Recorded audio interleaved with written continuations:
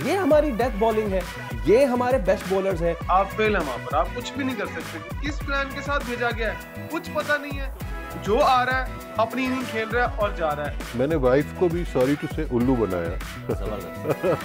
तरीका बता के जब मैं यूनिवर्सिटी आई मुझे एहसास था कि प्रॉब्लम अभी भी है, कहीं गई नहीं है। इतनी प्यारी प्यारी बातें की मेरे बारे में, तो बहुत अच्छा लग रहा है।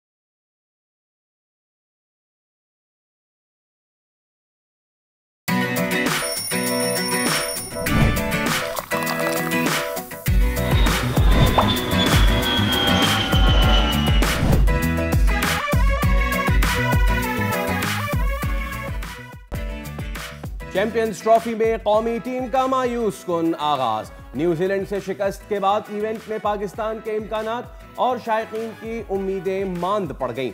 ग्रीन शर्ट्स मैच बाद में हारे, हौसला पहले ही हार बैठे। होम ग्राउंड पर शाहीनों की मायूस तरीन कारकर्दगी की वजूहात का करेंगे पोस्टमार्टम आज के प्रोग्राम में। कराची में कत्ल नौजवान के केस की तहकीकात में हर दिन के साथ नए इंकशाफात। मामले में मतलूब लड़की की शनाख्त भी सामने आ गई। मुल्जिम अफगान का घर से गैर कानूनी कॉल सेंटर और सॉफ्टवेयर हाउस चलाने और डेटा डिलीट करने के लिए पुलिस से मुकाबले का एतराफ। मामला जिस कदर सुलझ रहा है, गुत्थी उतनी ही उलझती जा रही है। जैसे वालिद वैसी बेटी। दीना पटेल ने रेसिंग ट्रैक पर फिर से वालिद का नाम रोशन कर दिया। चोलिस्तान डेजर्ट जीप रैली में फतह अपने नाम कर ली।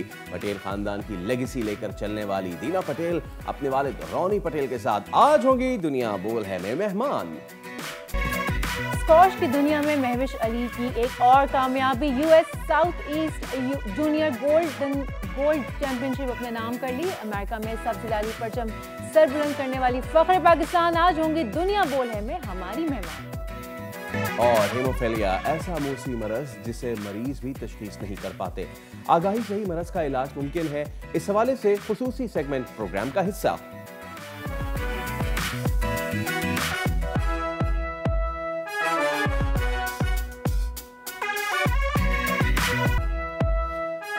अस्सलाम वालेकुम, गुड मॉर्निंग, खुशामदीद। दुनिया बोल है के साथ मैं हूँ सोनिया सुंदर और मैं हूँ सैयद फैसल करीम। उम्मीद है कि आपके दिन का आगाज अच्छा हुआ होगा। गो के आपकी रात इतनी अच्छी नहीं खत्म हुई होगी, क्योंकि आगाज में ही हम बात करने जा रहे हैं कल जो रात हो चुका है।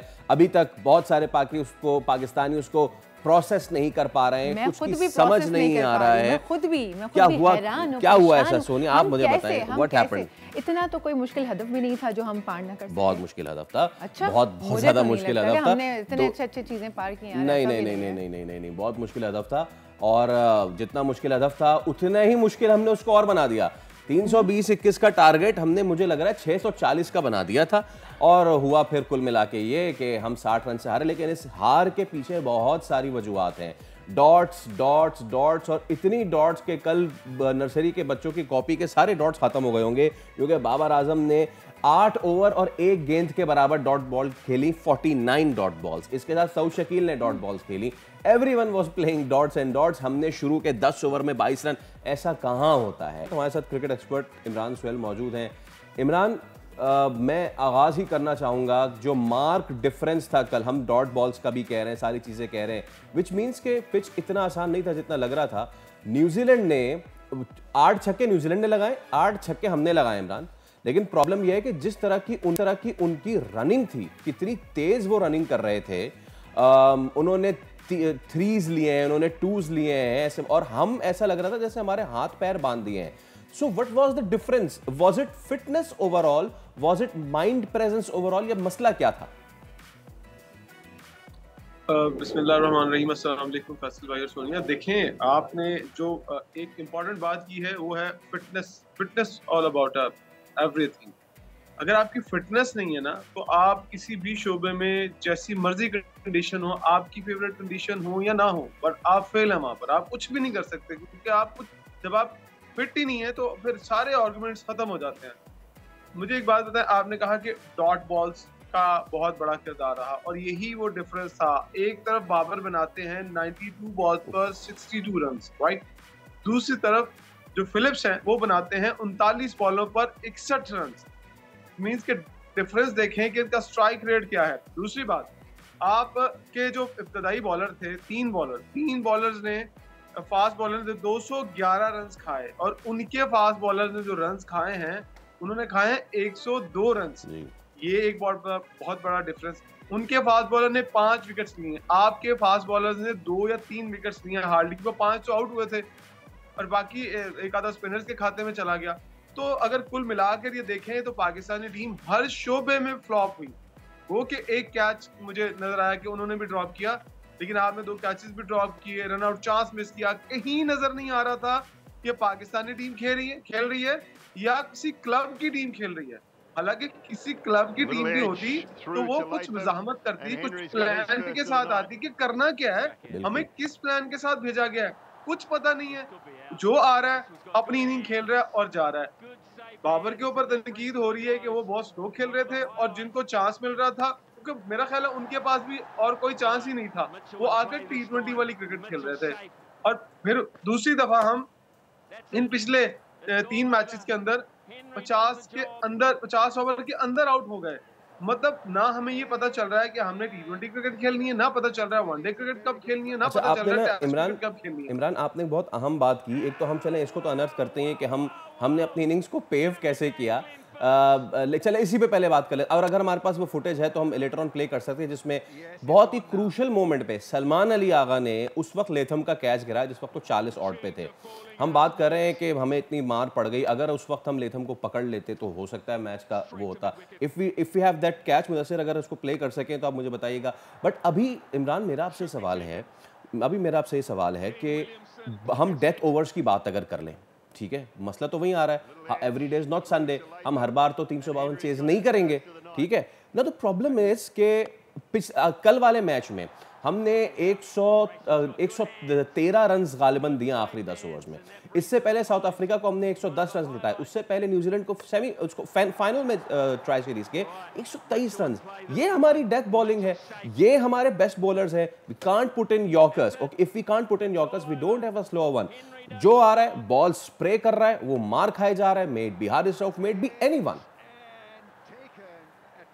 देखिए, आपने वेरी गुड पॉइंट कि हम जो है वो डेप्थ ओवर में कुछ नहीं कर पा रहे। डेप्थ ओवर में फैसल भाई वही अच्छे होते हैं फास्ट बॉलर जो फिट होते हैं। आप देखिए हारिस रऊफ, आपको याद है मैंने 2 प्रोग्राम पहले आपको एक बात कही थी कि हारिस रऊफ जो वो अनफिट हो गए हैं, लेकिन ऐसे जिद, ऐसी हठधर्मी, ऐसी अपनी अना कि आपका कहा हुआ, आपके हाथ का लिखा हुआ प्लेयर टीम से बाहर नहीं हो सकता। तो हारिस रऊफ तो फिट ही नहीं थे। जो आप बात करें यॉर्कर्स की, वो जो यॉर्कर करने जाते थे वो फुल टॉस हो जाता था और उसको उठा के आराम से सॉरी बाहर फेंक देते थे। तो एक तो ये फास्ट बॉलर्स वाला मसला हमारा बहुत पुराना चलता है और ये निकल ही नहीं रहा। देखिए हमारा कोच कौन है, ऑलराउंडर। हमारी टीम में कोई ऑलराउंडर नहीं है। हमारा जो बॉलिंग कोच है वो अजहर महमूद, और उसके बाद फास्ट हमारा हेड कोच कौन है, फास्ट बॉलर। हमारी टीम के जितना फास्ट बॉलिंग स्ट्रेंथ थी वो सारी की सारी खत्म होती चली जा रही है। हमने अब्दुल रहमान को as a spinner bowling coach रखा है। हमारी टीम में एक स्पिनर है, वो भी फिंगर स्पिनर नहीं है, मिस्ट्री स्पिनर है। वो हवा में बॉल फेंकता है, जिधर चाहे चला जाए, वो बॉल की मर्जी है। दूसरी बात, सबसे इंपॉर्टेंट चीज आज आपको बताऊं, जो सलमान अली आगा वाला आप कैच की बात कर रहे हैं, लेकिन जो मुझे मैच ऑफ द मोमेंट लगा वो ये लगा कि जैसे सलमान अली आगा चॉप शॉट्स खेल रहे थे, थर्ड मैन इधर उधर बॉल निकाल रहे थे, जब लथम ने देखा, टॉम लथम ने, कि यार ये सेंटनर ने, कि यार ये बंदा स्पिनर को बहुत अच्छा खेल रहा है और ये जिधर चाहे खेल रहा है, उसने फौरन फास्ट बॉलर लगाया। फौरन वो फास्ट बॉलर को उसने प्लान दिया, इसको तुम इसे बाउंसर करो।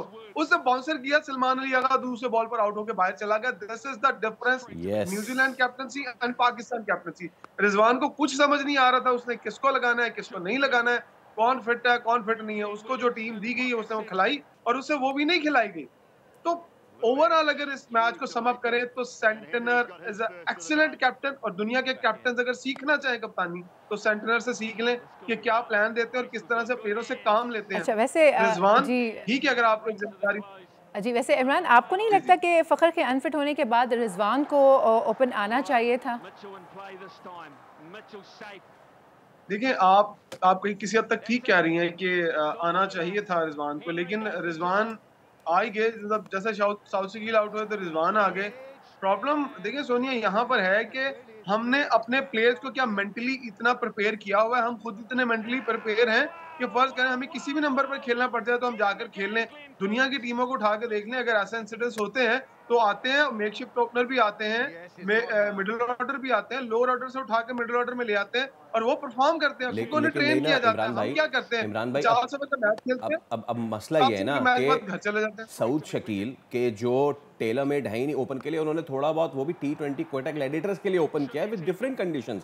अब आपको साफ लग रहा था कि he was leaving the ball opener. मैंने आखिरी बार बॉल लीव करते हुए नहीं देखा। पहली तो चीज ये जो आउट हुआ Saud Shakeel, is a formidable batsman, बहुत जबरदस्त है, लेकिन वो अनकैरेक्टरिस्टिक था, वो भाई नहीं खेल सकता था वैसा। रिजवान तो T20 में ओपन करते ही है ना, तो कल रिजवान कहते कि जी विन है या तो फिर लर्न है, तो आज लर्निंग मेरे लिए कि चले मैं आज आता हूं और मैं आके ओपन करता हूं, because I have been opening with his favourite partner that is Babar. Tailor made था आपके लिए। एक तो चीज ये, दूसरी चीज ये, फखर जमान अनफिट थे, बिल्कुल ठीक है। आपने वो कौन सी सोच थी, वो कौन बंदा था उस वक्त अंदर बैठा हुआ ड्रेसिंग रूम में जिसने कंसोलिडेटिंग पीरियड में, जिस वक्त सिंगल और डबल की गेम थी, उस वक्त आपने एक इंजर्ड प्लेयर को भेज दिया कि जो रन नहीं कर सकता था। हम बाबर की डॉट्स का रोना रो रहे हैं, अगले फखर जमान ने भी बहुत डॉट्स खेली हैं। अगर यही मंजरनामा होता और आप सलमान अली आगा को ऊपर भेज देते और फखर को इवन खुशदिल या उसके बाद भी भेजते, या फखर और खुशदिल दोनों खड़े होते, मंजरनामा तब्दील होता मैच का। बिल्कुल एग्जैक्टली फैसल भाई, आपने जो पॉइंट रेज किया वो ये इसी तरह है कि आप सलमान अली आगा को भेज देते, उसे गैप बनाने आते हैं।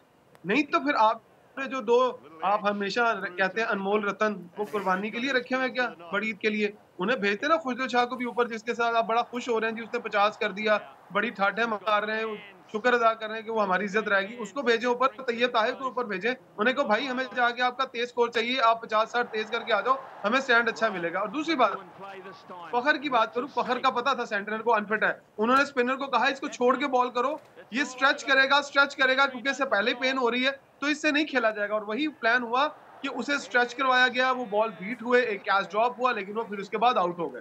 तो ये प्लान करते लोग बड़े दिमाग के साथ, बड़ी सोच के साथ। और एक और बात, दिमाग और दिल का बड़ा होना, दिलेर होना क्रिकेट के लिए बहुत जरूरी है। जब आप दिल से दिलेर नहीं है ना, तो क्रिकेट आपका खेल नहीं है।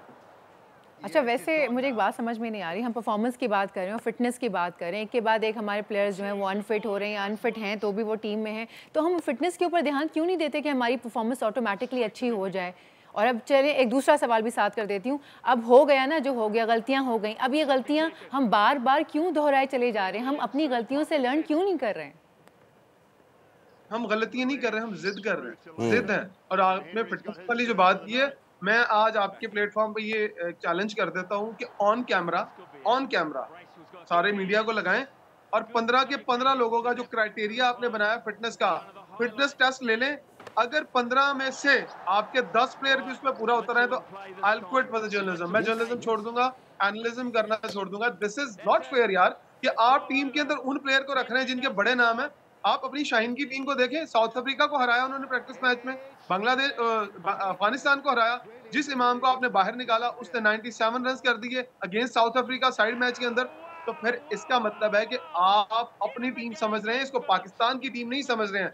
भाईजान, आपकी अपनी ख्वाहिशों पे टीम नहीं चलती, ये 25 करोड़ आवाम की टीम है। ये उसको पूछे जो कल टीवी पे बैठ के जो नेशनल स्टेडियम में आए हंसते हुए, लेकिन जाते हुए वो रो रहे थे। अच्छा, मेरा ना एक और, इमरान भाई एक और मेरा एक अदना सा सवाल है। I am a great fan of Babar, ठीक है, बाबर स्टेडियम में आते बाबर ही नारे लग रहे होते हैं, इसके अलावा कोई नारे लगते हैं। लेकिन प्रॉब्लम ये है कि हॉर्सेस व कॉसेस वाली बात है। मुझे आज मैं आई एम नॉट, मतलब पहले ही हम क्रिटिसिज्म के जद में आ जाते हैं कि जब इंडियंस कहते हैं कि जी आप विराट कोहली से क्यों आपने कंपेयर किया। मैं कंपेयर नहीं कर रहा हूँ, मेरा सवाल ये बिल्कुल सवाल ही पैदा हो रहा है, there is no comparison between Virat and Babar, there is no comparison between Sachin and Babar. लेकिन आपको याद है वो ऑस्ट्रेलिया के खिलाफ शारजा में सचिन तेंदुलकर की इनिंग्स, जिस वक्त वो मिट्टी का तूफान भी आ गया था और इस बहुत तेज़ खेलना, सचिन इतना तेज़ खेलने के उस वक्त वो नहीं थे, बस बिल्डिंग, लेकिन जिस तरीके से फ्लेमिंग से लेके शेन वॉर्न तक सबकी पैटी लगाई थी। और ये तो मैं 90s की बात कर रहा हूँ, जिस वक्त बॉल एक बॉल से खेलते थे, बॉल पुराना हो जाता था, उस वक्त इतना ज़्यादा फेंटा लगाया था। तो डिमांड करते ना, तकाजा करती है situation. Now my problem is, okay good for you, आपने 6000 रन मुकम्मल कर लिए, ओके गुड फॉर यू, आपने 62 कर लिए, लेकिन जिस वक्त आपने 90-92 गेंदें खेल ली, उसके बाद तो बॉल फुटबॉल नजर आना चाहिए ना। उसके बाद आप इस तरह आउट हो गए, यानी कि जो आपने मोमेंटम सारा बनाया वो सारा आप अपने साथ लेके चले गए। 90 बॉल में से 50 बॉल्स डॉट हैं, ये आप याद रखिएगा। 50 बॉल्स डॉट की हैं और उन 50 बॉल और 90 बॉल में वो स्ट्रगल करते हुए दिखाई दिए। 90% स्पिनर अंदर आता हुआ बॉल नहीं खेलना आता बाबर को। मैं आपको 2 प्रोग्राम में पहले भी बता चुका हूँ कि उसको अपनी अंदर आते हुए बॉल पर काम करने की जरूरत है। और आपको एक और चीज पता होनी चाहिए कि जब पाकिस्तान ने टॉस जीतकर पहले फील्डिंग का फैसला किया, जो आपके स्पिनर का एडवांटेज था, जो आपको सेकंड इनिंग में मिलना था रफ पिच की वजह से, वो सारे का सारा एडवांटेज उठाया न्यूजीलैंड ने। क्या आपको नहीं पता था कि न्यूजीलैंड के स्पिनर जो है वो बहुत तगड़े हैं, उनका ब्रेक होगा, बाबर से नहीं खेला जाएगा, बाबर पहले ही स्ट्रगल कर रहा है। या तो फिर बाबर आते और आते ही तेज खेलना शुरू कर देते और देखते क्या होता है। वो ये 62 किसी काम का नहीं है, इसका 50 हमारा ज्यादा काम आता बाबर का। अगर वो कम बॉलों पे 50 करके जाते ताकि प्रेशर रिड्यूस होता। देखिए सिंगल नहीं हो रही थी कल बाबर से न्यूजीलैंड की। आपने इतने इब्तदाई में बोला कि सिंगल्स ली, भाग के रन लिए। Exactly this is the one day cricket. ये है वनडे क्रिकेट कि आपको स्ट्राइक रोटेट करना है, आपको नहीं जाना T20 क्रिकेट की तरफ, आपको आहिस्ता आहिस्ता बिल्डअप करनी इनिंग्स। जब आपने 90 बॉल्स खेले, आप देखिए बाबर के कितने सिंगल्स थे उसके अंदर जी। अगर उसके 5 चौके निकाल दें 20 रन वाले, तो क्या 30 या उसमें से 1-2 डबल होंगे? नहीं थे ना, नहीं थे। सिंगल्स और नहीं लेनी आती। ये बात इमरान भाई, मैं मैं और आप बैठ के कर रहे हैं, ये बात ऐसा नहीं हो सकता कि उनको पता ना हो। लेकिन लेट्स सी, एग्जैक्टली मैं भी यही सोच रही थी कि जब आप या हम ये बात कर सकते हैं तो उनको क्यों नहीं पता। इमरान भाई दिल तो हमारे जले हुए ही हैं, आपका शुक्रिया हम करते हैं। लेकिन अगले सेगमेंट से जाने से पहले मैं दिखाऊंगा कि फैंस जो हैं वो देखें कहाँ कहाँ से आते हैं। हम जो अगले फ़ैन आपको दिखा रहे हैं वो बेचारे हैदराबाद से भी आगे से आए थे, और जब वो पहुंचे उन्होंने मैच देखा, उनके जज्बात क्या थे जो हम सबके थे, आपको दिखाते। दिखाइए थोड़ा ये अच्छा, ये बेचारा बंदा था ना बुल्ला खान, वो हैदराबाद से भी जो है ना, हैदराबाद कराची के बीच से अंदर जाके, जो क्रिकेट लवर्स होते हैं वो तो पता नहीं कितना किधर से उठ के आ जाते हैं, फिर दिल टूटते हैं ना जब इस तरह की परफॉर्मेंस होगी। तो दिल नहीं टूटेंगे तो और क्या होगा। चलें अब क्या कर सकते हैं, अगला मैच हमारा इंडिया से है, उसके बारे में हम कल जरूर बात करेंगे। जब दिल की बात आ ही गई है तो दिल वाली और भी कुछ कहानियां कर लेते हैं। आपने शीरी फरहाद की वो देवमालाई कहानी जरूर सुनी होगी, जिसमें फरहाद ने शीरी के इश्क में पहाड़ काटकर दरिया का रुख मोड़ दिया। बिल्कुल ऐसा ही अब हम आपको मिलवा रहे हैं जदीद मॉडर्न फरहाद से, जिन्होंने माहौल और ब्रॉदरी से मोहब्बत में पहाड़ तराश कर पानी के बड़े बड़े ज़ख़ीरे बनाने का काम किया है। कौन है ये? हमारे साथी एंकर फैसल गए थे, फैसल की ज़बानी ही जानते हैं। आइए चलिए हम साथ देखते हैं।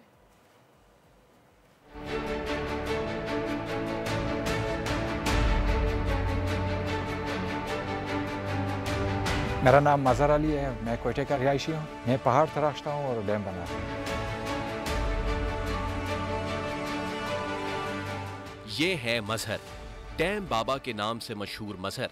हफ्ते में 3 से 4 मरतबा 10,000 फीट के कोहे मोहरदार को सर करते हैं। और ये है वो डैम जो डैम बाबा सालों से तने तनहा बना रहे हैं। पहाड़ चढ़ना हर किसी के बस की बात नहीं होती है, लेकिन सोचिए कि अगर कोई पहाड़ चढ़े, बार बार चढ़े और उसके बाद वहाँ पे अपने हाथों से डैम भी बनाए, कितना ये मुश्किल काम होगा। लेकिन एक ऐसा शख्स ये कई सालों से कर रहा है। आइए आपकी मुलाकात कराते हैं हज़ारा बरादरी के एक ऐसे शख्स से कि जिसने सालों की मेहनत के बाद अपनी कम्युनिटी के लिए अपने हाथों से पहाड़ तराश दिया, डैम बना दिया। डैम बाबा का ना ही काम आसान है और ना ही उनसे मिलना आसान, इसलिए हमें भी कोहे मुहरदार चढ़ना पड़ा। पहाड़ क्लाइंब करते करते कोहे मुहरदार की मैं तकरीबन 2000 फीट ऊंचाई पे आ चुका हूँ। लेकिन आप मेरे अक़ब में देख सकते हैं कि कितनी ऊंचाई है, लेकिन अभी तक जो डैम बना है मैं वहाँ तक नहीं पहुँच पाया हूँ। सोचे कितनी ऊंचाई पे ये बना होगा और किस तरीके से बनाया होगा। 1.5 घंटे पहाड़ चढ़ने के बाद बिल आखिर 10,000 फीट पे हमारी मुलाकात हो ही गई डैम बाबा से।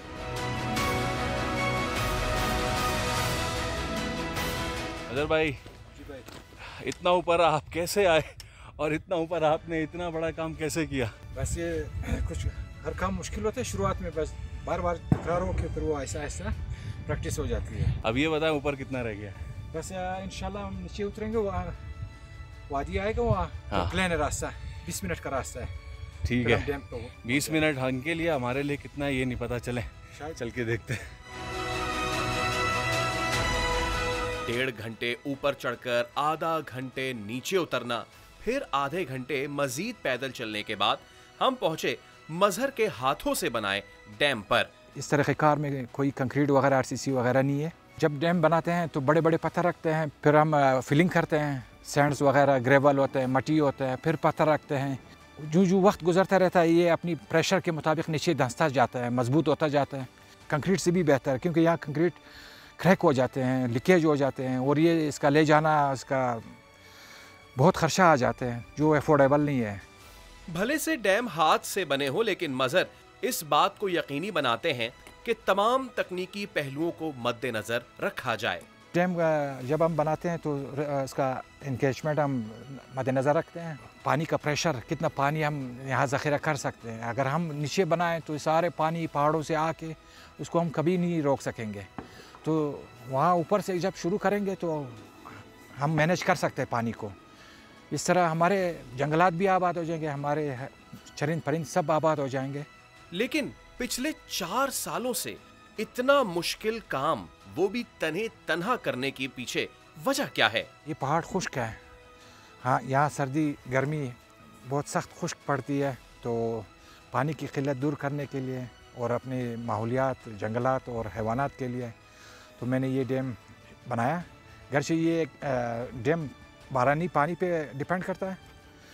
जब पानी आ जाता है तो वो कुछ महीनों के लिए वहाँ ठहर जाते हैं, जो हमारे चरिंद परिंद के लिए, जड़ी बूटियों के लिए बहुत मुफीद है। जंगलात, ख़ास जड़ी बूटी हो, दरख्त हो, ये इरोजन साइदगी कहते हैं। ये जो मिट्टी बह जाते हैं ये बहुत कीमती है, तो इसको बचाने के लिए हमें दरख्त लगाना पड़ेगा।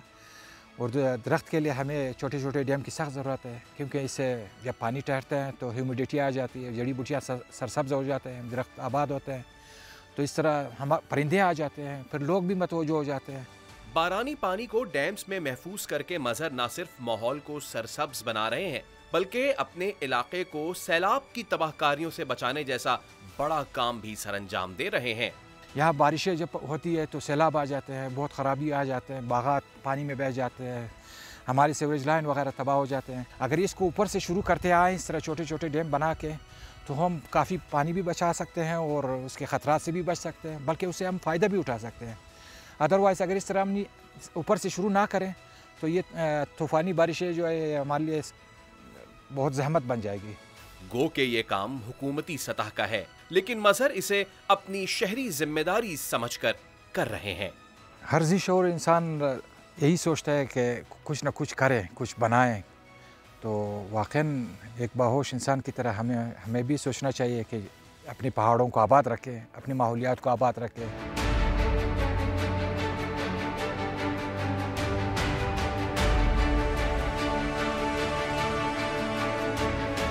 अगर इंसान कुछ करने की ठान ले तो ये चट्टान भी उसका हौसला नहीं तोड़ सकती। मजहर कई सालों से इस चट्टान को तराश रहे हैं, और सिर्फ अपने गर्ज या अपने फ़ायदे के लिए नहीं, बल्कि आसपास की कम्युनिटी और पूरे शहर के लिए, ताकि वो इस पहाड़ को सरसब्ज कर सकें, आने वाले सैलाब को छोटे छोटे रिजर्वायर्स की वजह से, पैदा होने वाले दरख्तों की वजह से रोक सकें और माहौलियात को बेहतर बनाने में अपना किरदार अदा कर सकें। फैसल करीम, मरियाबाद, कोयटा। वाह फैसल वाह, मतलब वो अपनी मदद आपके तहत ये सब कर रहे हैं, तो अगर हम अपने अपने पार्ट पर एज अ पाकिस्तानी अपने रोल्स को प्ले करना शुरू करें तो पाकिस्तान कहाँ ही जाए, वही मतलब की बात है। लेकिन अब वक्त हो जाता है, हम ब्रेक में जा रहे हैं। अब वक्त हो गया एक छोटी सी ब्रेक का। ब्रेक लेते हैं, ब्रेक के बाद वापस आते हैं। Stay with us.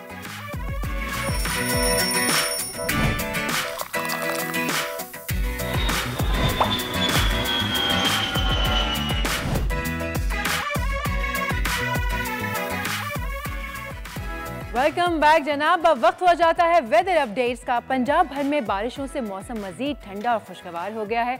बलूचिस्तान और खैबर पख्तूनख्वा के मुख्तलिफ शहरों में बादल बरसने से मजीद सर्दी हो गई है जनाब। सुनने में तो यही आया है। महकमे मौसमियात के मुताबिक आज इस्लामाबाद, लाहौर समेत कश्मीर, गिलगित बल्तिस्तान में गरज चमक के साथ तेज़ बारिश का भी इम्कान है। और अहम शहरों के दर्जे हरारत की बात करूँ तो आज हमारे शहर कराची में मुख्तलिफ इलाकों में बादलों का राज बरकरार रहेगा, और बादलों के साथ साथ मिनिमम दर्जे हरारत जो एक्सपेक्टेड है वो है 18 और मैक्सिमम जाएगा 32 डिग्रीज तक पार्टली क्लाउडी रहने का इम्कान। चलिए आगे बढ़ते हैं कोयटा की जानिब। तो कोयटा में आज जो मिनिमम टेम्परेचर एक्सपेक्टेड है वो है 2 और मैक्सिमम जाएगा 13 डिग्रीज तक और स्काई जो है वो क्लियर रहेगा।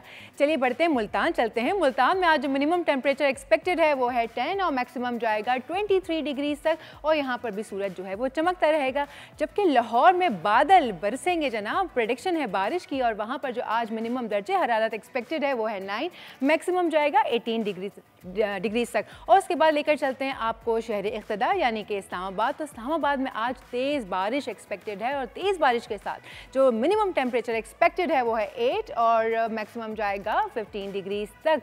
फिर बात करते हैं पेशावर की, वहीं पड़ोस की। तो पेशावर में आज बारिश है एक्सपेक्टेड और बारिश के साथ साथ मिनिमम टेम्परेचर होगा 9 और मैक्सिमम जाएगा 18 डिग्रीज तक। उसके बाद लेकर चलते हैं फैसलाबाद।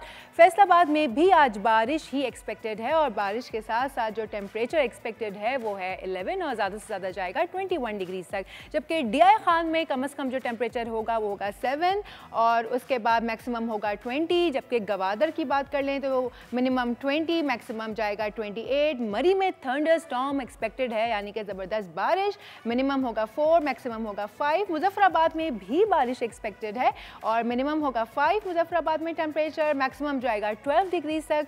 उसके बाद कालाम में जनाब स्नोफॉल एक्सपेक्टेड है यानी कि बारिश होगी, साथ साथ बर्फ़बारी होगी। माइनस में जाएगा टेम्परेचर -9 और मैक्सिमम होगा 2। और आखिर में बात करेंगे स्कर्दू की तो मिनिमम टेम्परेचर -6 और मैक्सिमम जाएगा महज 1। तो ये थी मुल्क भर से वेदर अपडेट्स। एक काम करते हैं, चलते हैं इस्लामाबाद सीधा और वहाँ पे जाके देखते हैं कि मौसम कैसा है। वहाँ हमारे नुमाइंदे हैं सलमान, उनसे पूछते हैं कि सलमान बताइए आज जो है इस्लामाबाद यानी कि शहर इक़्तिदार का मौसम कैसा है। जी सलमान बताइए। जी बिल्कुल, इस्लामाबाद में आप इसको मौसम सरमा की पहली बाज़ाब्ता बारिश कह सकते हैं और इस बारिश के नतीजे में एक तवील खुश्क साली का खात्मा हुआ है जिसने इस्लामाबाद, रावलपिंडी और पंजाब के बहुत सारे बालाई इलाकों को अपनी लपेट में ले रखा था। इस बारिश के नतीजे में जैसे कि हम कह रहे हैं कि खुश्क साली का खात्मा हुआ है, इसके साथ साथ बहुत सारी मौसमी बीमारियाँ जो कि सर्द खुश्क मौसम के बायस थी उनका भी खात्मा जो है वो मुमकिन होगा। महकमा मौसमियात के मुताबिक कल रात से बारिश का ये सिलसिला शुरू हुआ है जबकि पहाड़ों पर बालाई इलाकों में बर्फ़बारी भी हो रही है और ये सिलसिला 21 फरवरी की सुबह तक जारी रहने की तवक्को है। और इस दौरान मुल्क के बालाई इलाकों में जिसके अंदर आज़ाद कश्मीर है, इसके अलावा गिलगित बल्तिस्तान के मुख्तलिफ इलाके हैं, बालाई खैबर पख्तूनख्वा है, बालाई पंजाब या शुमाल मशरकी पंजाब हैं, इनके मुख्तलिफ इलाकों के अंदर बल्कि अक्सर मकामात पर बारिश और पहाड़ों पर बर्फ़बारी जो है वो इस वक्त हो रही है। खित्ता पोठोहार जहाँ पर इस वक्त हम मौजूद हैं, यहाँ के हवाले से कहा गया है कि बहुत सारे मकामात पर शदीद जालाबारी का भी इम्कान है। इसके साथ साथ मरी, गलियात और इसके अलावा जो बालाई इलाके हैं मुल्क के जिसके अंदर गिलगित बल्तिस्तान है, उस गिलगित बल्तिस्तान के अंदर भी अगर हम स्पेसिफिकली बात करें गिलगित, हंजा और अस्तोर के इलाके जो हैं वहाँ पर बताया गया है कि शदीद बर्फ़बारी या बारिश के बायस सड़कों पर फिसलन का खदशा है। फिसलन के नतीजे में बहुत सारे मकामात पर रोड ब्लॉक्स का भी सामना करना पड़ सकता है। इसके साथ ही महकमे मौसमियात ने सयाहों से कहा है कि वो गैर ज़रूरी सफ़र से गुरेज करें, खासतौर पर Salman. Thank you so very much. ये थे सलमान और सलमान हमें आगाह कर रहे थे कि इस्लामाबाद यानी कि शहर इक़्तिदार का मौसम कैसा है। ओवरऑल पंजाब में मौसम बड़ा खुशगवार हो गया है एंड आई होप और लेट्स होप कि कराची का मौसम भी इसी तरह खुशगवार रहे। अब वक्त हो जाता है एक छोटे से ब्रेक का। ब्रेक लेते हैं, ब्रेक के बाद कहीं जाना नहीं है क्योंकि प्रोग्राम अभी बाकी है मेरे दोस्त। Let's take a break.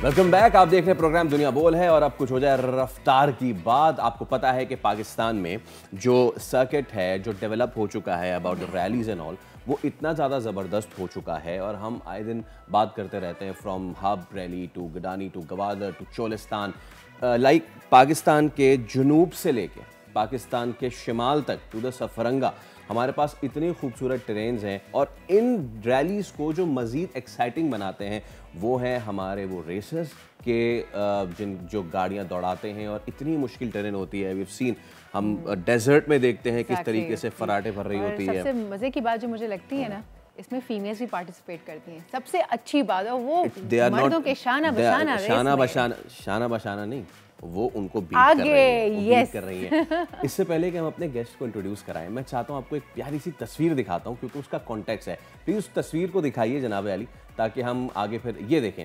ये एक बच्ची है और ये रेसर है। और बच्ची जो है ये ग़ालिबन 2012 की है और अपने वालिद को रेस पे जाने से पहले ये गुड लक कह रही हैं और आज यही बच्ची रेस कर रही होती हैं और इनके वालिद इन्हें गुड लक कह रहे होते हैं। तो जनाब अली आज हमारे साथ मौजूद हैं द पटेल्स और क्या ही ज़बरदस्त, और ये वो देख लें ये चला रही, आप कह रही थी ना शाना बशाना नहीं, उनसे आगे आ गए हैं। तुम्हारे साथ मौजूद हैं रोनी पटेल और दीना पटेल, आप दोनों को मैं खुशामदीद कहता हूँ। सर अस्सलाम वालेकुम, मैम अस्सलाम वालेकुम, good morning and welcome to the show and ladies first क्योंकि विनर भी यही है। यस तो एक तो you have been winning, you are the winner, लेकिन मैं इस कहानी से आगाज़ करूँगा आपकी। It was 2012 right? I believe so.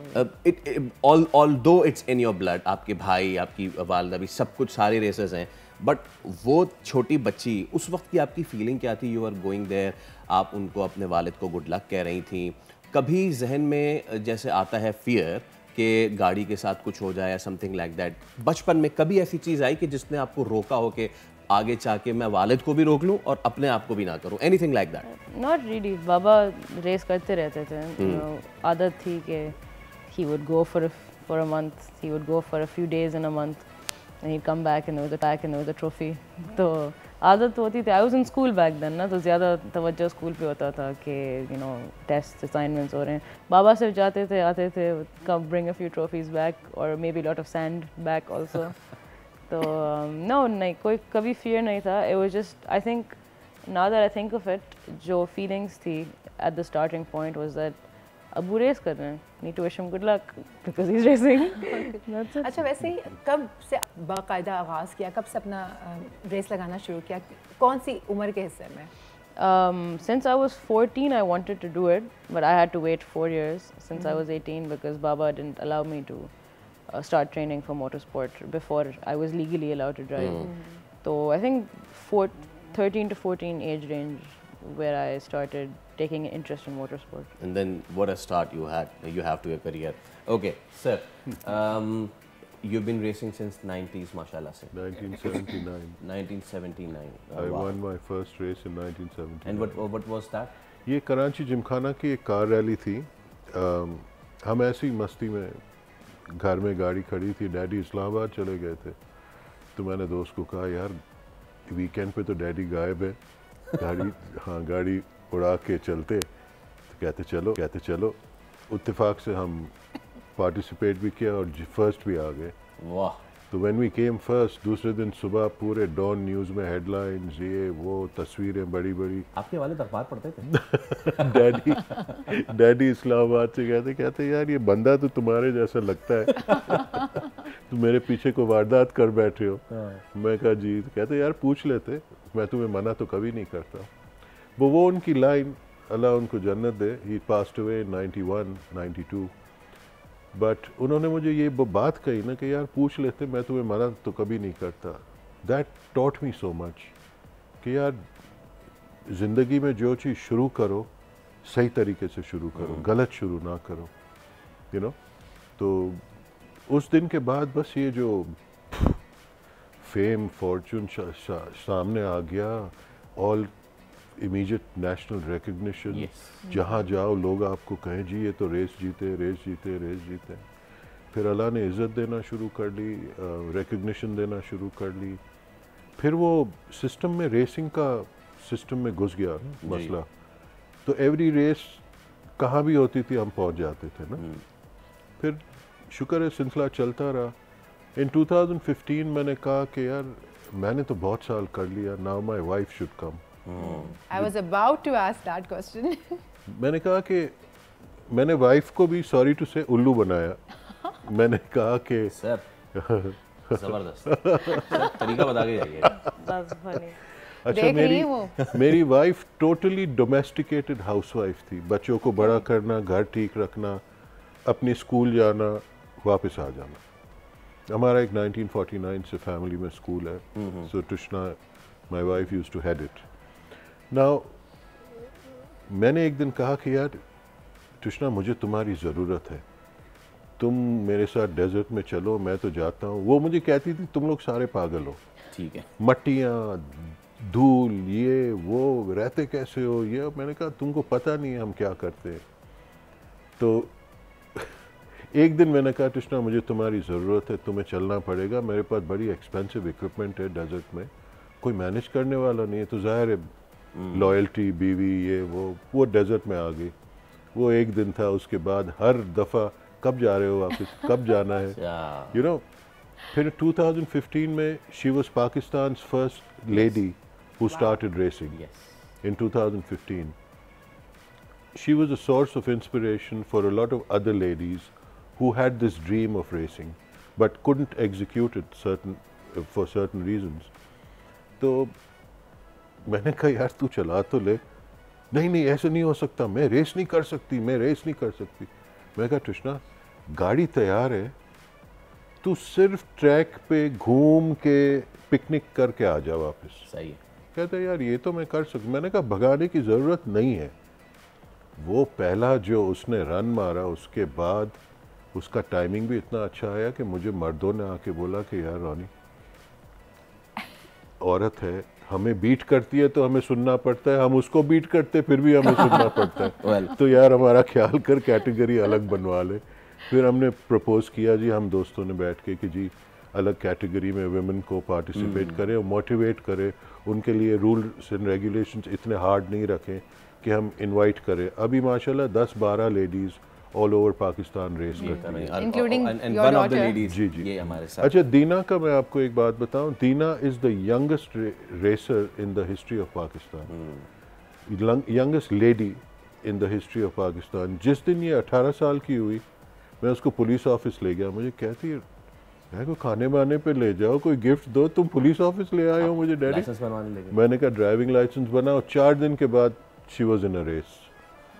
तो somebody can beat that, well, अच्छा यू नो दीना, हम ऑब्वियसली जेंडर की बात कर रहे हैं, and it's good women are coming in that, right from the Maxis and the Sahabzadas and all. जब आप when you were entering in the arena, obviously ठीक है ये ब्लड में था, आपकी वालदा भी थी, बट ऑन द कॉन्ट्ररी तादाद बहुत कम थी, ठीक है। सो was it an advantage या फिर was it an added pressure कि क्योंकि खातीन इतनी कम है तो मुझे भी अच्छा करना है, या फिर it added as an advantage कि जी कम है तो फिर I'm the only one? It was more a mindset thing कि अब्बू सिखाते थे that regardless of who your competition is, you race your own race. सीधी सी बात है, right?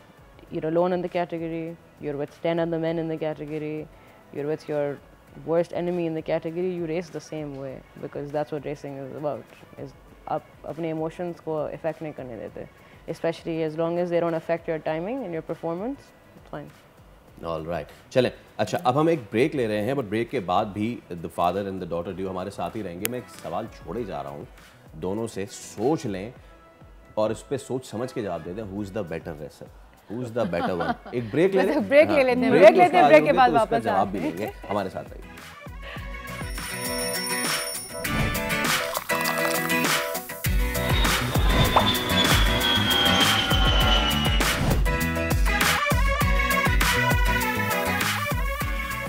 आप देख रहे हैं प्रोग्राम दुनिया बोल है। हमारे साथ जुड़े रहने के लिए आपका एक बार फिर बहुत बहुत शुक्रिया।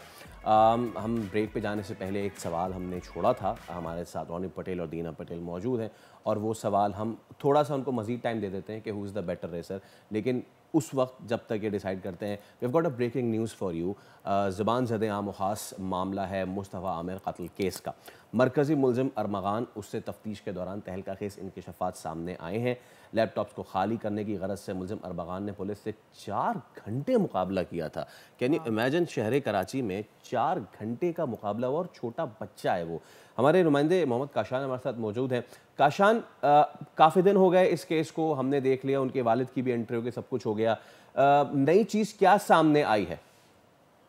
बहुत शुक्रिया। बिल्कुल देखें, मुस्तफ़ा आमिर कत्ल केस की हाई प्रोफाइल इन्वेस्टिगेशन जारी है, और इस केस का मरकजी मुलजिम अरमान जो पुलिस के रिमांड में हर गुजरते दिल के साथ जो है नया किरदार सामने आ रहा है। कल इन्वेस्टिगेशन में एक अहम किरदार सामने आया है।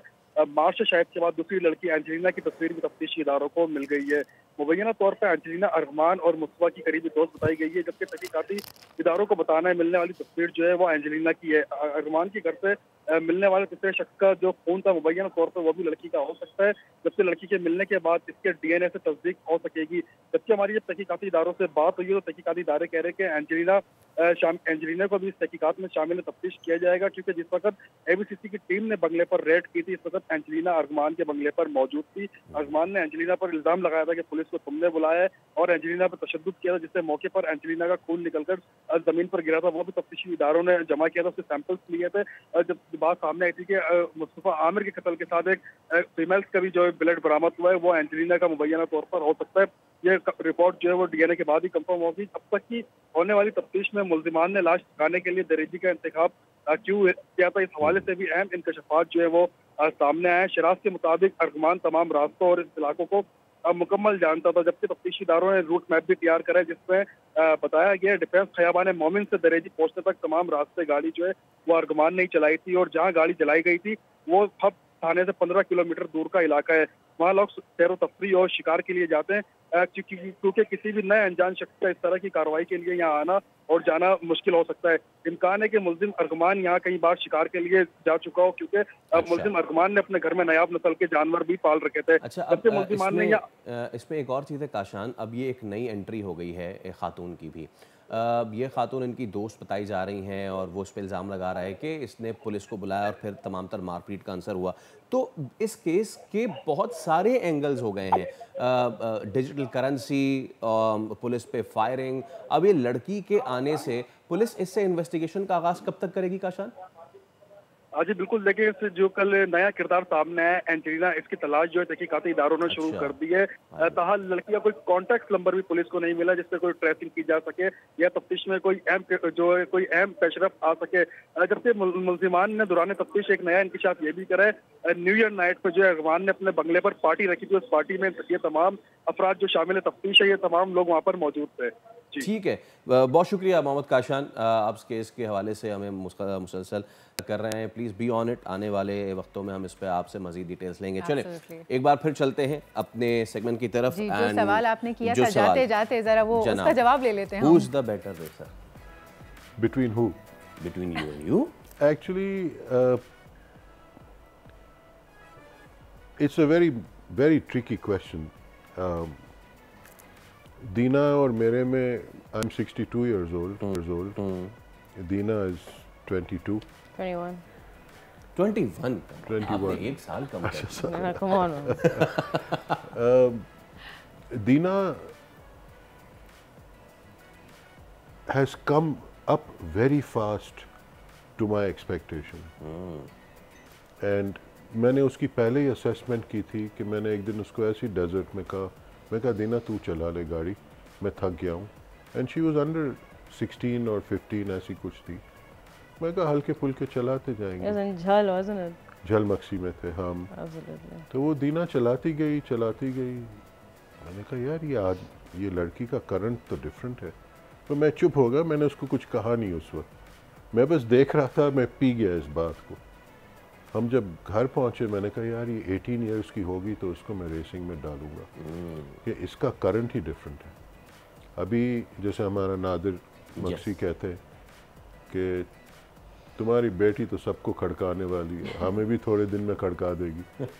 बट नादिर इनको मेंटोर करते हैं टू अ सर्टेन एक्सटेंट। बड़ी मोहब्बत हम लोग सब में है, a lot of respect for him and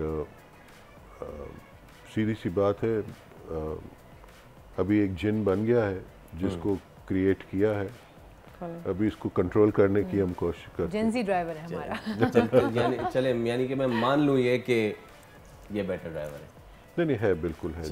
That's a compliment। जी, I agree with that। Come on, be like racers, don't be like father and daughter। I'm not being a racer। He's taught me everything that I know, but he's not taught me everything that he knows। All right। मेरी logic है, वो अपने सारे पत्ते नहीं दिखाएंगे। नहीं, मेरे पत्तों से भी ज्यादा उसके लिए कुर्बान है। बेशक।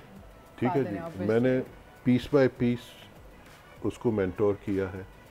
मेरे पास लोग तरसते हैं एक रेस कार के लिए जो उनके पास होती नहीं। मेरे पास 3 गाड़ियां खड़ी हैं घर में। प्रॉब्लम इज़ कि मैंने उसको सुजुकी जिमनी से शुरू किया बिकॉज आई फेल्ट जैसे हम लोग किंडरगार्टन से शुरू नहीं करते। जी जी सर्टेनली। आप अपने बच्चे को अगर मैट्रिक में डाल दो जो क्लास 1 का लायक है तो वो बेचारा बैठा रहेगा, उसको समझ में ही नहीं आएगी कि मैं फंस कहाँ गया हूँ। मेरे पास बड़ी रेस कार्स हैं जो मैं उनको दे सकता था, मगर इनकी वो ताकत नहीं है कि उसको एक्सपीरियंस से मैनेज करे एट दैट स्पीड।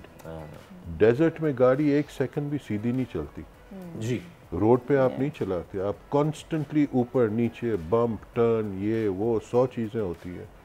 तो मैंने कहा दीना आपने जिमनी से शुरू करना है। कहती बाबा आपके पास 2 बड़ी बड़ी गाड़ियाँ हैं, आप देखें दूसरी लड़कियों को। मैंने कहा बेटा सारी लड़कियाँ डैमेज हुई है, जिनके वालिदों ने उनको बड़ी बड़ी गाड़ियाँ दी है, कल्टी हुई है।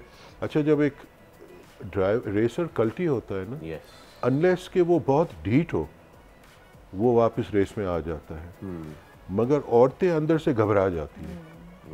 ठीक है जी, मोस्टली हमारी जो लड़कियां हैं जो शुरू से आई हैं सारों ने कल्टियाँ मारी है बड़ी गाड़ियों में, क्योंकि उनको ज़रूरत से ज़्यादा बड़ी गाड़ी दे देते हैं जो वो मैनेज नहीं कर पाते। बट दिस वाज योर विट कि आप उनको जो है वो स्टेप बाय स्टेप। मैंने कहा 5000 किलोमीटर की रैकी होगी तुम्हारी, ठीक है, 12 या 10 या 12 रेसेस में तुम जिमनी चलाओगे। ऑलराइट।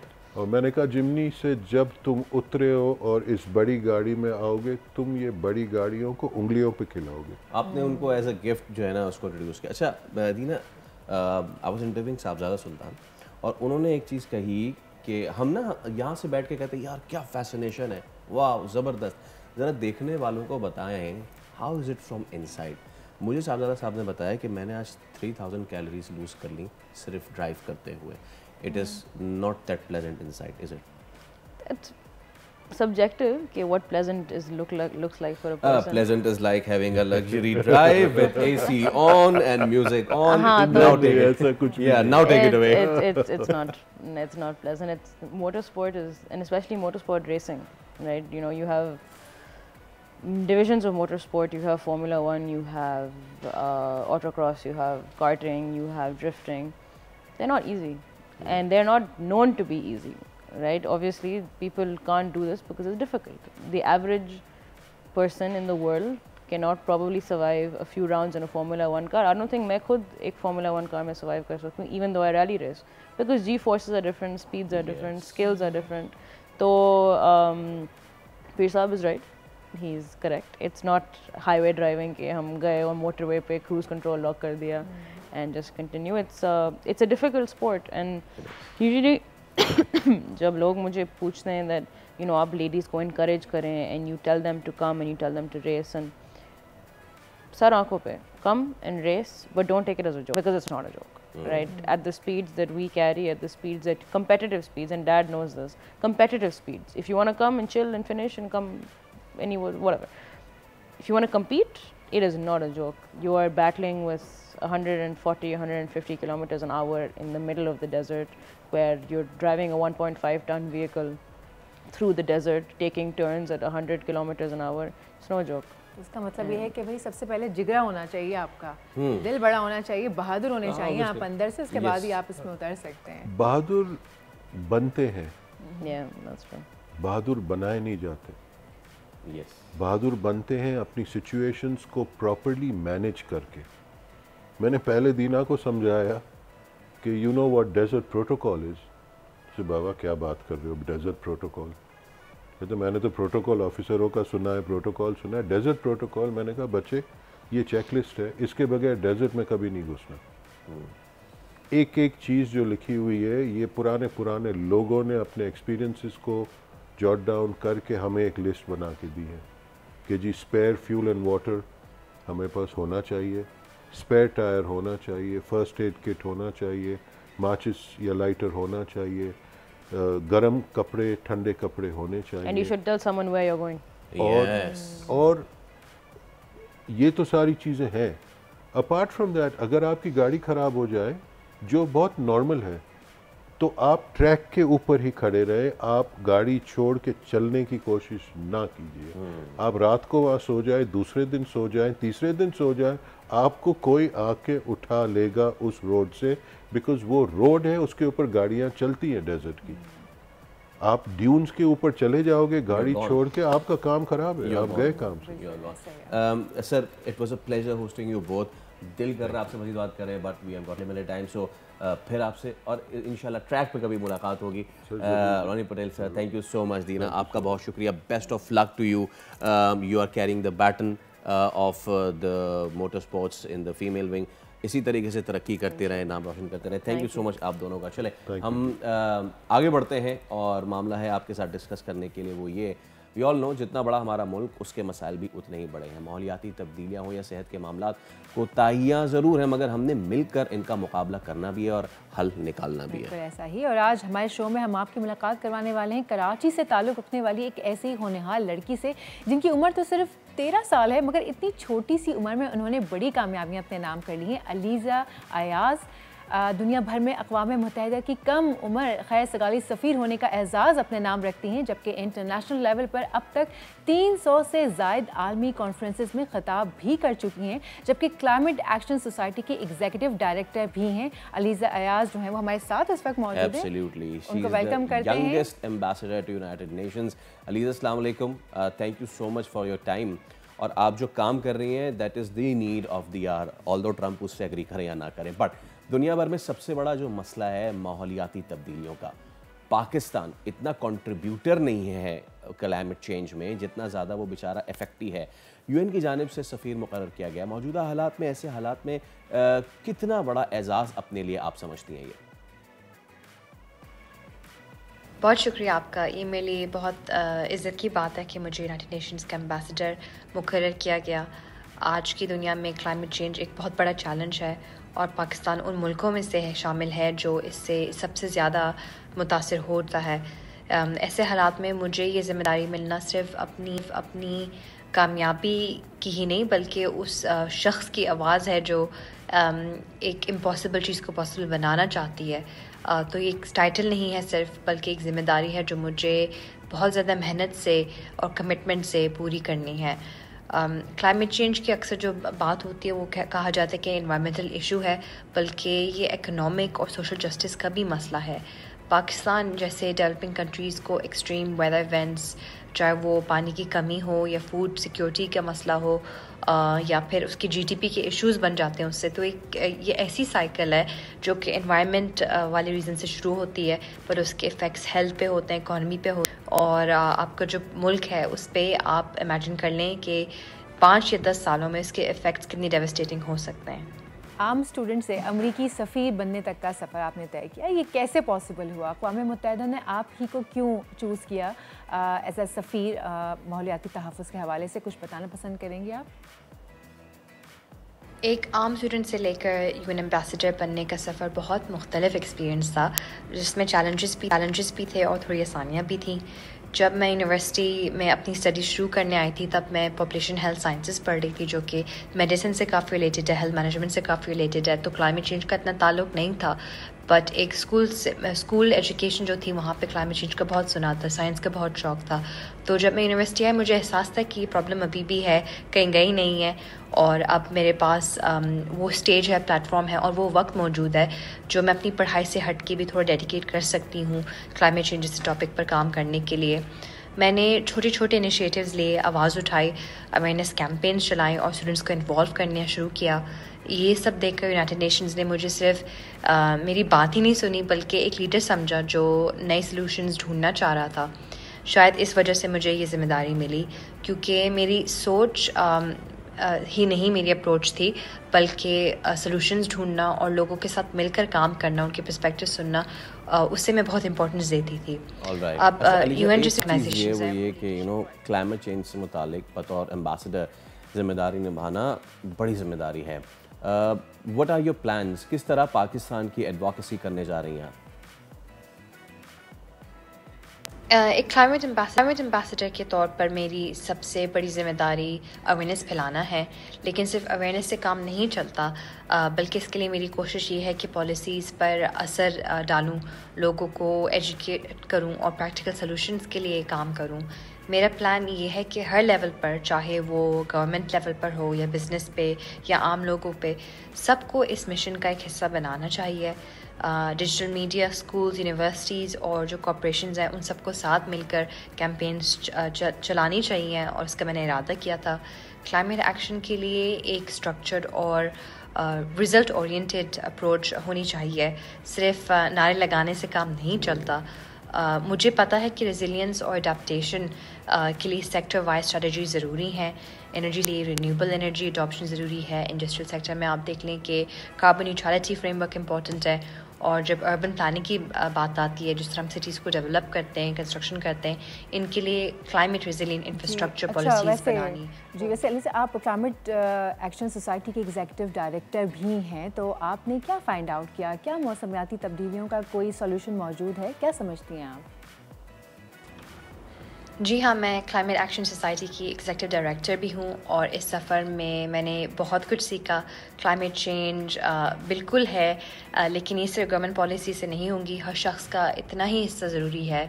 टेक्नोलॉजी का जो इस्तेमाल है, सही इस्तेमाल, वो सस्टेनेबल पॉलिसीज़ में हो सकता है, और पब्लिक प्राइवेट पार्टनरशिप्स, जैसे कि मैंने पहले कहा, इस प्रॉब्लम का हिस्सा अलोन नहीं है, बल्कि हमें और बहुत से इनिशिएटिव्स पर काम करना होगा। जो लोग कहते हैं कि क्लाइमेट चेंज इरिवर्सिबल है, वो सिर्फ आधा सच कह रहे हैं। हम सब पॉलिसीज़ और हमारी जो ह्यूमन बिहेवियर है उन्हें चेंज करना बहुत ज़रूरी है, ताकि इसका नेगेटिव इफ़ेक्ट कम कर सकें हम सब। मैं हमेशा कहती हूँ कि साइंस बेस्ड सॉल्यूशंस बहुत इंपॉर्टेंट है, जो कि फैक्ट्स पर बेस्ड हों, जैसे कि कार्बन सीक्वेस्ट्रेशन होती है और अफॉरेस्टेशन प्रोग्राम्स होते हैं, जिन पे आप ट्रीज़ ऑब्वियसली फिर से उगाते हैं, उन्हें ग्रो करते हैं, वो ऑलरेडी एग्जिस्ट करती हैं। मुझे लगता है कि पाकिस्तान को नेशनल अडेप्टेशन प्लान्स और नेशनली डिटरमिन्ड कंट्रीब्यूशन, जो कि पेरिस एग्रीमेंट का एक रिज़ल्ट थी, उनका इम्प्लीमेंटेशन पर फोकस करना बहुत ज़रूरी है। COP28 पे जब मैंने पार्टिसिपेट किया तो वहाँ पे SDGs फ्रेमवर्क पर बात हुई। उसके मुताबिक अगर हम क्लाइमेट चेंज के हिसाब से क्लाइमेट स्मार्ट एग्रीकल्चर इम्प्लीमेंट करें, हमारी इंडस्ट्री और डेवलप होगी, हमारा GDP बढ़ेगा, और सस्टेनेबल ट्रांसपोर्ट पॉलिसीज़ को भी हम ला सकते हैं जो कि इम्प्लीमेंट करें, तो इकोनॉमिक ग्रोथ हो जाती है और जो हमारी एमिशंस हैं वो रिड्यूस होंगी, हम उन्हें बैलेंस कर सकते हैं। तो इससे टेक्नोलॉजी ट्रांसफ़र और पॉलिसी अलाइनमेंट भी होगी क्लाइमेट एक्शन के हिसाब से। ठीक है Aliza, thank you so much for being with us, और इस बात का भी शुक्रिया कि आप पाकिस्तान की उन तवाना आवाज़ों में से एक बन रही हैं जो पाकिस्तान का केस जाके दुनिया के उन ममालिक के सामने लड़ें कि जिनकी वजह से कार्बन एमिशन सबसे ज़्यादा है। उनको समझाने की ज़रूरत है कि क्लाइमेट फाइनेंस भी कोई चीज़ हो सकती है, क्लाइमेट रिस्पॉन्सिबिलिटी भी कुछ हो सकती है। तरक्की हर चीज़ ही नहीं होती, रिस्पॉन्सिबल तरक्की सबसे ज़्यादा ज़रूरी होती है। एब्सोल्युटली। अगर थोड़ा सा आगे बढ़ें तो सोशल मीडिया पर आजकल एक वीडियो काफ़ी ज़्यादा वायरल है। एक शर्मीली सी छोटी सी बच्ची की वीडियो है जिसमें वो स्टेज पर माइक पर बात करते हुए हिचकिचा रही हैं, शर्मा रही हैं, मगर उस सिचुएशन से निपटने के लिए उन्होंने अपने वालिद साहब को अपने पास बुला लिया है, और जो वालिद हैं वो बराबर में खड़े होकर बच्ची को हौसला देते हैं और फिर वो माइक पर उर्दू में नज़म सुनाती हैं। The way she was smiling, और जिस तरह शर्माते हुए बार बार वालिद की तरफ देख रही है। वालिद की तरफ देखना, और सबसे ज़्यादा आपने अगर चीज़ नोटिस की, वालिद फ़ौरन से पहुँचे अपनी बच्ची की सपोर्ट के लिए। और यही चीज़ मैं जो बार बार कहती हूँ कि पेरेंट्स की सपोर्ट होना बच्चों को, तो फिर ऐसे ही बच्चे निकलते हैं। ब्रेक का टाइम हो गया जनाब, अब ब्रेक लेते हैं। छोटी सी ब्रेक के बाद वापस आइए क्योंकि और भी बहुत सारी स्टोरीज आपका इंतजार कर रही हैं। Let's take a break.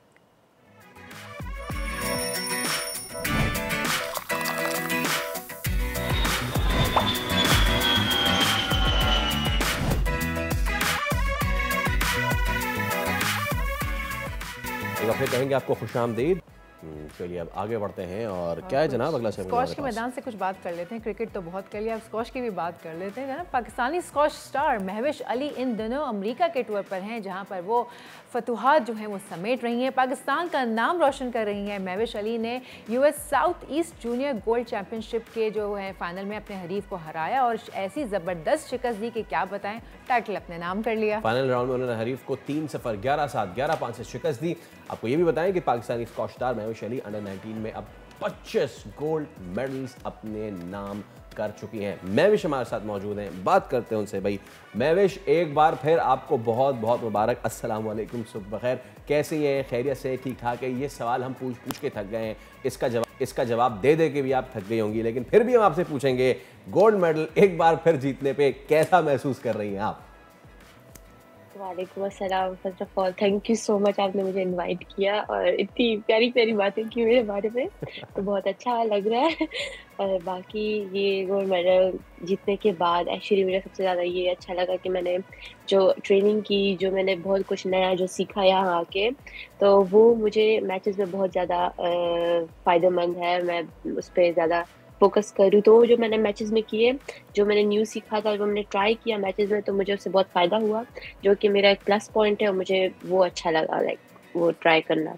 अब तो महविश आप हमारी रेगुलर वो हो गई हैं, क्या कहना चाहिए, रेगुलर मेहमान हो गई हैं अब तो हमारी, माशाल्लाह। अब हम आपसे क्या पूछें, आप बताए जाएं, हम सुने जाएंगे। बताइए और क्या क्या किया आपने? अभी जो है ना, तो इंशाल्लाह हमारे जो ट्रेनिंग स्टार्ट है और जो यहाँ पे जो स्केड्यूल चल रहा है, कामा सर ने जो हमारा स्केड्यूल बनाया हुआ है, तो वो ट्रेनिंग बहुत ज़्यादा अच्छी चल रही है यहाँ यूएस में, और मैंने बहुत कुछ नया सीखने को मुझे मिला, नया सीखा भी, और मेरे इवेंट्स भी बहुत अच्छे रहे। इंशाल्लाह अभी और भी ट्रेनिंग करूँगी, रमज़ान अच्छा, अभी नेक्स्ट क्या और नेक्स्ट कौन सा वाला मेडल आने वाला है? अब किसके बारे में हम आपको इनवाइट करने वाले हैं? गोल्ड के बाद डायमंड ही रह जाता है, एग्जैक्टली डायमंड मेडल आने वाला है। इंशाल्लाह अभी बहुत से इवेंट्स आ रहे हैं, जिसमें हमें बार्ट फाउंडेशन, खासकर मैं उनका शुक्रिया अदा करना चाहती हूँ, बिल्किस अब्दुल रज़ाक दाऊद फाउंडेशन, जिन्हें हमें इतना सपोर्ट किया, और आज मैं इस मकाम पे इसीलिए हूँ, उनकी वजह से, उनकी सपोर्ट की वजह से हूँ। और बाकी यहाँ पर जो स्केड्यूल चल रहा है, जितना मेरी ट्रेनिंग चल रही है, वो सब कामा खान जो है, जो K2 के हेड है, जो कि जिनके अंडर K2 क्लब है जहाँ मैं खेलती हूँ, वो मुझे ट्रेनिंग करवा रहे हैं और मुझे न्यू चीज़ें सिखा रहे हैं, और मैचेस में मुझे हेल्प मिल रही है उसकी वजह से। तो मैं ये सोच रही हूँ कि इंशाल्लाह मेरा जो फ्यूचर है, आगे आने वाले जो मैचेस हैं, वो इंशाल्लाह बहुत अच्छे रहेंगे। और आखिर में ये बताएं Mahvish, how proud is your father, कितना खुश हैं वो, और बहनें कितनी खुश हैं आपकी? मुझे सबसे पहले बाबा ही पूछते हैं कि मैचेस का क्या बना, और मुझे जो है ना वीडियो बना के सेंड करो मैचेस, ताकि मैं मिस्टेक्स देखूँ सब कुछ। और बाकी मेरे बाबा ही मुझे शुरू से हमें बहुत सपोर्ट किया, आपको तो पता है कितना उन्हें सपोर्ट किया, कितनी मुश्किलात से हम गुजर के आगे आए हैं। और मेरी बहनें खास कर, वो तो मेरी नंबर 1 सपोर्टर है, तो वो लोग मुझे सबसे पहले वही टेक्स्ट करे, कांग्रेचुलेशन महविश, हमें बहुत खुशी हुई। और बाकी जितने भी पाकिस्तान के, बल्कि इस बार मुझे बहुत से पॉजिटिव कमेंट्स आए, बहुत से पॉजिटिव व्यूज़ आए लोगों के कि आप इंटरनेशनल लेवल पे पाकिस्तान का नाम रोशन करिए, we are proud of you. बहुत अच्छी बात है। वैसे महविश, जब इंटरनेशनली आप खेलने के लिए जा रही होती हैं, जाती हैं, इवन जब एयरपोर्ट से ही वो आपका सफ़र शुरू हो जाता है ना, तो वहाँ पे आपको लोग मिलते हैं, पजीराई मिलती है, लोग पूछते हैं, इस तरह से क्या फ़ील होता है? यहाँ पर जब मैं आई थी तो बहुत से लोग, मतलब हमें कुछ लोग जानते भी थे, और ज़्यादातर जिस टूर्नामेंट्स में हम गए, पहले हमें इतना कोई नहीं जानता था, लेकिन जब हमने टूर्नामेंट्स खेलना शुरू की और जीतना शुरू की, तो बहुत से प्लेयर्स, खासकर बहुत से लोग भी हमें जानते हैं पाकिस्तान में। तो मुझे तो बहुत से लोग आकर बोलते कि आप वही स्क्वॉश प्लेयर हो, महविश अली, 3 सिस्टर्स। तो मैं कहती यस ऑफ कोर्स। तो मुझे बहुत ज़्यादा अच्छा लगता है, लाइक वो लोग हमें जानते हैं एज अ क्यों नहीं जानेंगे? आप इतना माशाल्लाह 25 गोल्ड मेडल लेकर आ गई, अभी भी नहीं जानेंगे? एब्सोल्युटली, आपको बहुत बहुत एक बार फिर मुबारक, और उम्मीद करते हैं आप इसी तरह मेडल लाते रहे, हम आपसे इसी तरह बात करते रहेंगे। Thank you so much. अब आप रेगुलर हैं हमारे यहाँ। यस, तो बहुत शुक्रिया आपका, थैंक यू। मैम एक्चुअली अपने 25 गोल्ड मेडल्स के साथ, उम्र से ज़्यादा उन्होंने गोल्ड मेडल, उम्र से ज़्यादा, वाकई उम्र से डबल गोल्ड मेडल आ चुके हैं माशाल्लाह। इससे पहले कि हम ब्रेक पे जाएं, आज एक ऐसी शख्सियत की सालगिरह है जिनसे आप अगर बिलमुशाफा आपकी मुलाकात का शर्फ मिल जाए, या फिर अगर आप फ़ोन पे भी इनसे बात कर लें, तो वो जो उनका सूफियाना तर्ज है, उसका वजद आप पे ऐसा तारी हो जाता है कि आपसे अल्फाज नहीं निकल पाते हैं। हम बताएं क्या इनके बारे में, आपको सुनाते हैं यार को हमने जा बजा देखा, और अरे लोगों तुम्हारा क्या मैं जानूं मेरा रब जाने। सुनाते हैं आबदा परवीन की सालगिरह पे उनके चंद मशहूर गाने। इसी नेट के साथ ब्रेक पे चले जाएं, एक ब्रेक ले, उसके बाद दोबारा हाजिर होंगे। एक बार फिर हैप्पी बर्थडे आबदा परवीन।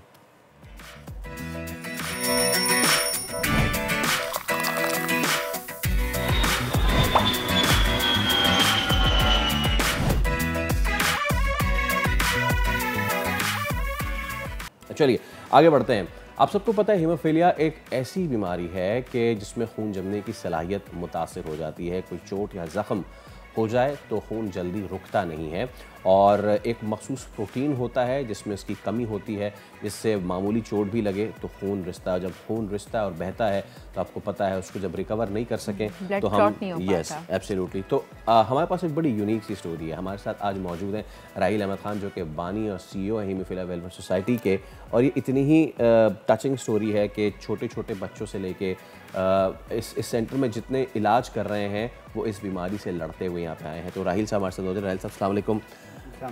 बहुत शुक्रिया तशरीफ़ लाने का। मैं चाहूँगा थोड़ा सा बताइए सोसाइटी के बारे में भी और किस तरीके से हीमोफीलिया से आप लोग लड़ रहे हैं।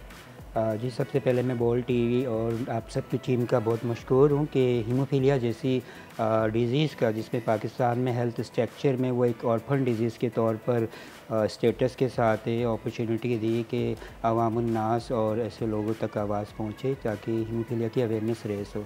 Thank you so much.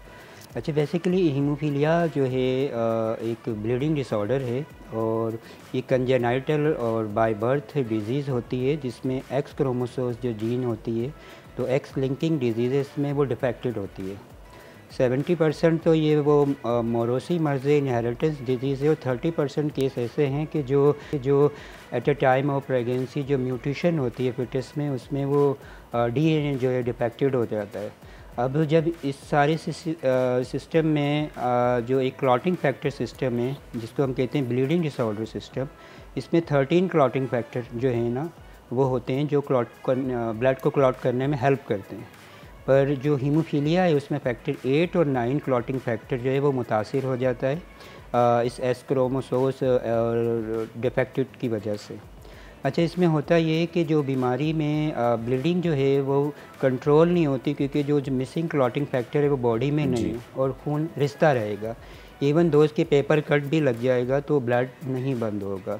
किसी भी किस्म की सर्जरीज़ या वेट बेयरिंग जॉइंट्स में ब्लीड जो है वो रोज़मर्रा की ज़िंदगी में रहेंगे। मैं तकरीबन 25 साल से इस बीमारी पे काम कर रहा हूँ। मैं ख़ुद हीमोफीलिया का पेशेंट हूँ और मुझे हीमोफीलिया फैक्टर 8 सीवियर है और इस बीमारी के ऊपर 25 ईयर से काम करते हुए हमने ये देखा कि पाकिस्तान के जितने भी पब्लिक हेल्थ सेक्टर्स हैं उसमें हीमाटोलॉजी डिपार्टमेंट डिसफंक्शनल था और चैरिटी सिस्टम या वेलफेयर सिस्टम में जो बड़े बड़े इदारे बने हुए हैं जो अपनी खिदमात सर अंजाम दे रहे हैं, अनफॉर्चुनेट वो भी इस बीमारी को उस तरह से अटेंशन या नहीं कर पा रहे थे। तो जो पेरेंट्स या पेशेंट्स थे उन पे हेल्थ बर्डन के साथ साथ फाइनेंशियल बर्डन भी आ गया जी और they sold out their jewelleries properties everything. But क्योंकि हीमोफीलिया लॉन्ग लाइफ डिजीज़ है, ऐसा नहीं है कि आपने एक दफ़ा 10-15 लाख लगा लिए 20 लाख लगा लिए जितना भी आपने कहा और आप उसका क्योर हो गया, क्योंकि एक क्लॉटिंग फैक्टर डिफिशिएंसी है। जब ब्लीड होगी तब आपको चाहिए। अच्छा राहील साहब, मुझे आपने ख़ुद भी बताया कि you are a fighter as well पिछले माशाल्लाह 25 साल से, फिर आपने ये इदारा बनाया, उसमें इन तमाम तर बच्चों से लेके बड़ों तक जो भी है उनके आप इलाज करते हैं। आपका साथ देने वाले जितने डॉक्टर्स हैं वो भी हीमोफिलिक फाइटर्स हैं, ऐसा ही है? जी, इसमें हमारे पास हीमोफीलिया के डॉक्टर्स भी हैं, हेल्थ केयर प्रोवाइडर्स भी हैं और आम शोबा जात से भी ताल्लुक़ रखने वाले हैं, स्पोर्ट्स भी हैं। अगर मैं बात करूं तो इंटरनेशनली एक हीमोफीलिया पेशेंट अगर उसको आप अच्छा ट्रीटमेंट देते हैं तो ही क्लाइंबिंग माउंट एवरेस्ट जी और वो अमेरिका में, क्योंकि state of the art treatment वहाँ पर दस्तयाब है। हीमोफीलिया की जो एक शक्ल पाकिस्तान में दिख रही है वो lack of attention, lack of treatment, lack of resources की वजह से कॉम्प्लिकेशन में। अगर एक बच्चे को, एक पेशेंट्स को जिस तरह इनहेलर उसकी एस्थमेटिक पेशेंट के पॉकेट में होता है, उसकी मेडिसन उसके घर पे मौजूद हो, एक्सेसिबल हो, तो उसको ब्लीडिंग सिम्टम्स और कॉम्प्लिकेशन नहीं होती, वो नॉर्मल बीइंग है जैसे आप लोग हैं। और यही सारा एक बैकग्राउंड था जिस पे हम पेशेंट पेरेंट्स ने फिर अपनी ऑर्गेनाइजेशन अपनी मदद आपके तहत बनाई और आज हमारे पास सिंध में 50 बेड के ऊपर एक सिस्टम हमने हेल्थ में इंट्रोड्यूस किया है और हेल्थ डिपार्टमेंट के साथ हम पब्लिक प्राइवेट पार्टनरशिप के साथ आगे बढ़ रहे हैं, उनको एडवोकेसी कर रहे हैं कि जो भी डिसफंक्शनल डिपार्टमेंट्स हैं हीमाटोलॉजी के, अगर आप नहीं कर सकते तो हम आपके साथ मिलकर फंक्शनल करते हैं इसमें। और वर्ल्ड फेडरेशन ऑफ हीमोफीलिया जो है वो एक आलमी इदारा है जो कि डेवलपिंग कंट्रीज़ में ट्रेनिंग और कैपेसिटी बिल्डिंग और मेडिसन में किसी हद तक वो सपोर्ट करते हैं, तो उनके साथ भी हम एफिलिएटेड हैं। राहिल साहब, वक्त हमारे पास कम है, इसलिए फ़िल वक्त आपका शुक्रिया, लेकिन उम्मीद भी है, दुआ भी और आपसे दरख्वास्त भी है कि ये जो आपने जंग इस वक्त रखी हुई है इसको जारी रखें। इसमें हम सबको आपका हाथ भी पटाना चाहिए और आगे रमज़ान भी आ रहा है तो लोगों को देखना भी चाहिए कि कहाँ से वो अच्छे से वो कर सकें। थैंक यू सो मच, आपका बहुत शुक्रिया तशरीफ़ लाने का। It was a pleasure hosting you on the show sir, बहुत शुक्रिया। Thank you so much.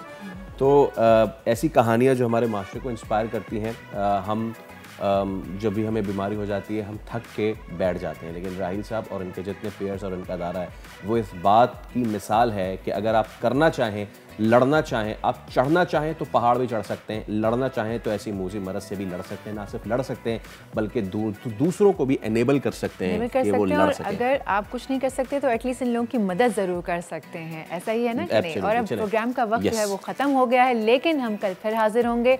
अपना बहुत ख्याल रखिएगा, हमें दीजिए इजाज़त। अल्लाह हाफ़िज़। अल्लाह हाफ़िज़।